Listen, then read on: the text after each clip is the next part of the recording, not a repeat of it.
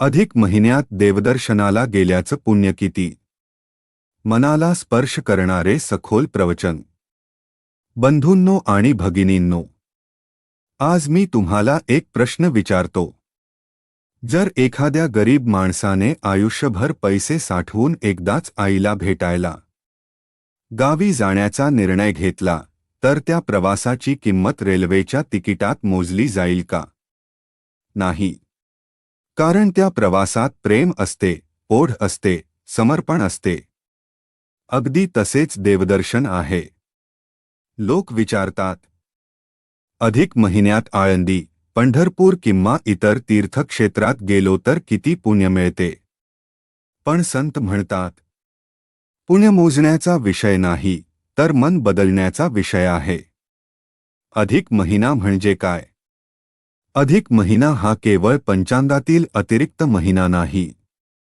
हा परमेश्वराने दिलेला आध्यात्मिक बोनस आहे.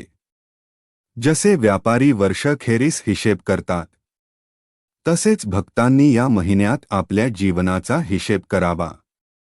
मी कोणाला दुःख दिले? मी किती वेळा देवाचे स्मरण केले? माझ्यात अहंकार किती आहे? माझ्या आयुष्यात सेवा किती आहे? याचे उत्तर शोधण्यासाठी हा महिना आहे. देवदर्शनाने पुण्य का मिळते? देवाला आपल्या पावलांची गरज नसते. देवाला आपल्या भावनेची गरज असते. मंदिरात जाऊनही जर मन बाजारात असेल, तर शरीर देवासमोर उभे असते पण आत्मा दूर असतो. पण एखादा वृद्ध, गरीब किंवा आजारी भक्त घरी बसून डोळ्यात अश्रू आणून म्हणतो, देवा, मला यायला जमले नाही, पण तू माझ्या घरी ये. तर संत म्हणतात, असे प्रेम लाखो यात्रांपेक्षा श्रेष्ठ असते. आळंदी आणि पंढरपूरचे महत्त्व. आळंदी म्हणजे ज्ञानाची भूमी. पंढरपूर म्हणजे प्रेमाची भूमी. ज्ञान आणि प्रेम एकत्र आले की भक्ती पूर्ण होते. जो भक्त या ठिकाणी जाऊन अहंकार सोडतो, क्षमा मागतो, सेवा करण्याचा संकल्प करतो, त्याचे जीवन बदलू लागते. एक भावनिक दृष्टांत. एका गावात दोन मित्र होते. पहिला श्रीमंत होता, दुसरा गरीब. दोघांनी ठरवले की अधिक महिन्यात देवदर्शनाला जायचे. श्रीमंताने मोठा ताफा नेला. महागडे कपडे, मोठे दान, सर्व व्यवस्था. गरीबाने मात्र घरातील शेवटचे पैसे खर्च करून पायी यात्रा सुरू केली. रस्त्यात त्याला एक भुकेलेले वृद्ध जोडपे दिसले. त्याच्याकडे फक्त 2 भाकया होत्या.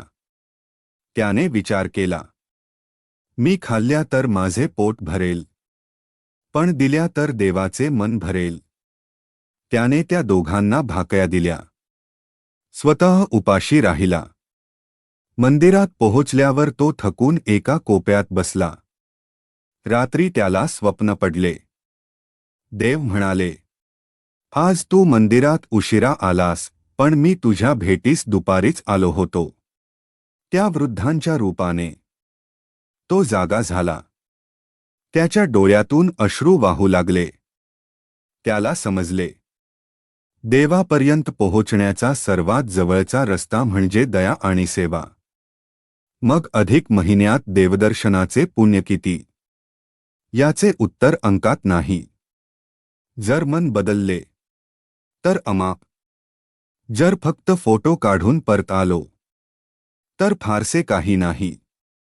संत सांगतात, पायांनी केलेली यात्रा तेवढी महत्त्वाची नाही, जितकी मनाने केलेली यात्रा महत्त्वाची आहे. शेवटचा विस्तृत भावनिक कानमंत्र. एका राजाकडे 2 दिवे होते. एक सोन्याचा दिवा, दुसरा साधा मातीचा दिवा. राजाने दोन्ही पेटवले.